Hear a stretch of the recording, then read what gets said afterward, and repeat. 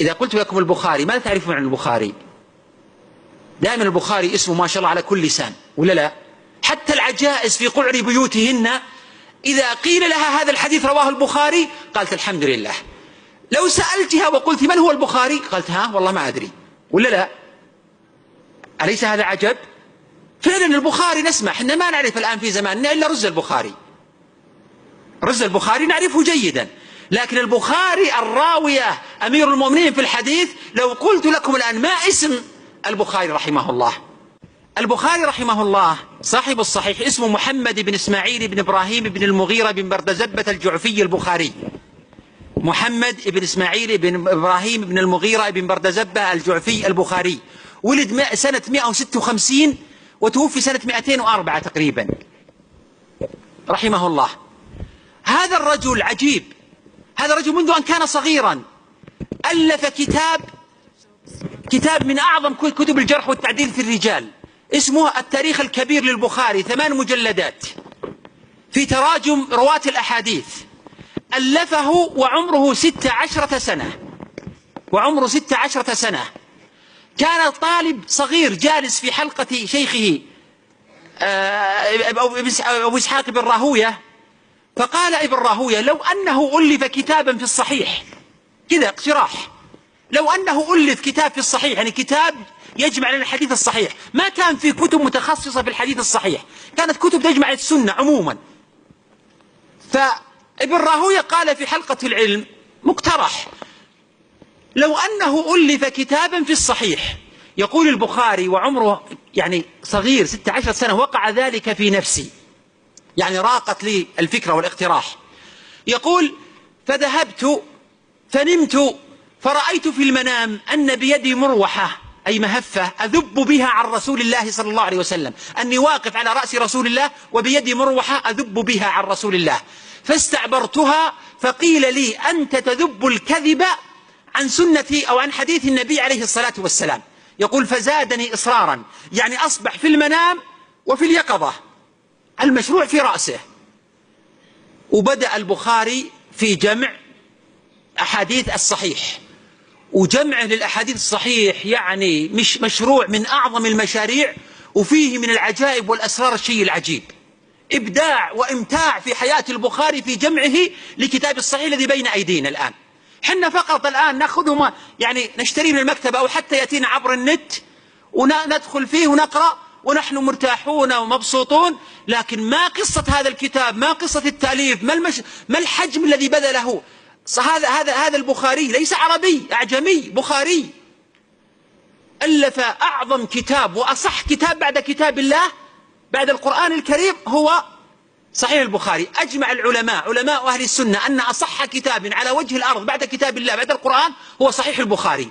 سبحان الله، من هذا الشاب، من هذا الإنسان الذي استطاع أن ينال هذه المرتبة وهذه المكانة وهذا الحب في قلوب المسلمين، مع أنه لا نعرف حتى اسمه، الكثير منكم لا يعرف حتى اسمه. ما هو السر الذي جعل البخاري ينال هذه المكانة وهذه المرتبة؟ عمل عملا عجيبا هذا الرجل. هو أولا شرط شرطا في صحيحه، أولا قال لا أضع في كتابي هذا إلا الصحيح.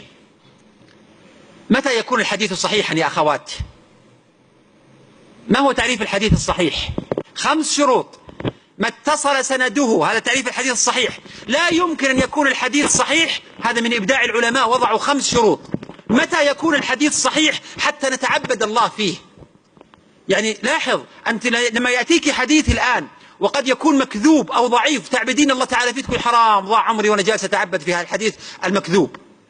ولذلك لما يأتي حديث صحيح نطمئن كثيرا ونتعبد الله ونحن مرتاحون. هذه أهمية بيان الصحيح الضعيف من الصحيح. ما اتصل سنده بنقل العدل التام الضبط من غير شذوذ ولا علة قادحة. هذه 5 شروط. طيب هذه 5 شروط.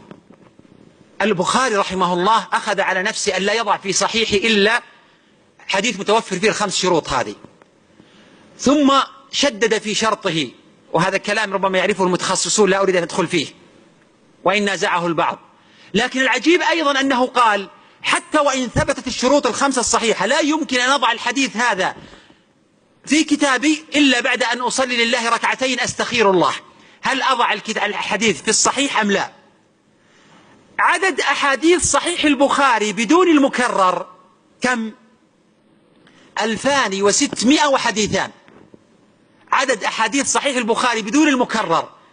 بالمكرر يمكن تصل 10,000 حديث، لكن بدون المكرر 2600. يعني سأسألكم كم صلى البخاري من ركعة حتى يؤلف لنا الصحيح؟ ركعة استخارة كم صلى لنا من ركعة؟ إذا كان عدد الأحاديث 2600 ولا يضع حديث في صحيحه إلا بعد أن يصلي لله ركعتين، كم؟ أكثر من 5000 ركعة. يا الله هذا الجهد العجيب، أكثر من 5000 ركعة حتى يخرج لنا هذا الصحيح. ولذلك لا تستغربون أن صحيح البخاري ينال هذه المرتبة العظيمة، لأن خلفه مشروع كبير جدا وجهد كبير جدا. كان يسافر من خرتنك في بخارى إلى المدينة إلى بغداد من أجل أن يتثبت من حديث واحد صحيح. حتى قيل أنه لما وصل المدينة سأل عن فلان صاحب الحديث، قيل له أنه في أطراف المدينة. ذهب لأطراف المدينة ودخل على الرجل في مزرعته، ووجد أن الرجل يعني يضع يده هكذا يريد أن يعطي الدابة. فاقترب البخاري فلم يجد في يد الرجل شيئا. قال: ماذا أردت أن تعطي الدابة؟ قال: لا شيء، إنما أردت أن تقترب. قال: فخرج من عنده. قيل له: لما؟ قال: رجل يكذب على الدابة قد يكذب على رسول الله صلى الله عليه وسلم. فترك حديثه، ومع أنه جاء من بخارى حتى يريد يأخذ الحديث منه في المدينة. عجيب والله.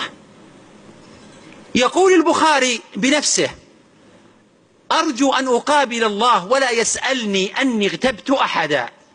مع أن كل التوثق إذا أردنا أن نتثبت من حديث يسأل عن جميع رواة الحديث، وربما يقال له فلان كذاب وفلان دجال وفلان ليس بثقة وفلان صدوق وفلان فيه لين وفلان فيه كذا. هذه كل كلمات تنقص للناس. لكنه رحمه الله ألف كتابا وعمره 16 سنة في الجرح والتعديل في التراجم، 8 مجلدات، اسمه التاريخ الكبير. كان في قمة الأدب في جرحه للرجال، حتى كان إذا أراد أن يجرح الرجل يقول فقط كلمة: فيه نظر، فيه نظر.